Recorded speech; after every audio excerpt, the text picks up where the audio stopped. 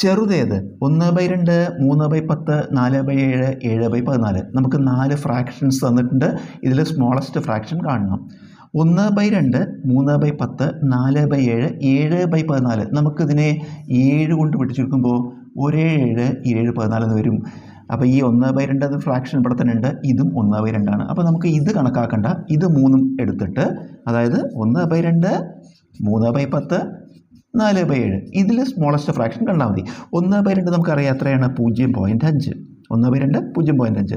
3/10 ഒരു സ്ഥാനം ഇടത്തോട്ട് നിൽക്കുമ്പോൾ 0.3.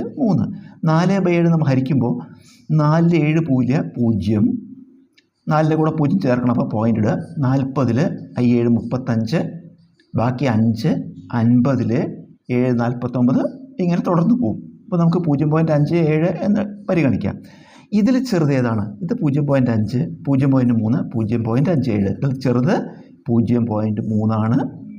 അപ്പോൾ നമുക്ക് തന്നിട്ടുള്ളതിൽ ചെറിയ ഫ്രാക്ഷൻ 3/10 ആണ്. ഇതൊരു രീതി. നമുക്ക് മറ്റൊരു രീതിയിൽ കൂടി കണക്ക് ചെയ്യാം. നമുക്ക് ഈ ആദ്യത്തെ 2 ഫ്രാക്ഷൻ എടുക്കുക. ഏതൊക്കെ? 1/2, 3/10. എന്നിട്ട് ഈ അംശം കൊണ്ട് ഈ ഛേദത്തെ ഗുണിക്കുക. 1 10 10 ഇവിടെ എഴുതി. ഈ ഛേദം കൊണ്ട് ഈ അംശത്തെ ഗുണിക്കുക. 2 3 6. ഈ 10 6, ഇതിൽ ചെറിയ സംഖ്യ ഏതാ? 6 ആണ്. അതിൻ്റെ കൂടെയുള്ള ഭിന്നസംഖ്യ 3/10 ആണ്. അപ്പോൾ ഈ രണ്ടിലും വെച്ച് ചെറുത് 3/10 ആണ്. അപ്പോൾ നമ്മൾ എന്ത് ചെയ്തു? ആദ്യത്തെ 2 ഫ്രാക്ഷൻ എടുത്തിട്ട് അതിലത്തെ ചെറുതെടുത്തു. ഇനി ആ ഉത്തരവും അവശേഷിക്കുന്ന ഫ്രാക്ഷൻ്റെ കൂടെ എഴുതുക. ഏതാ?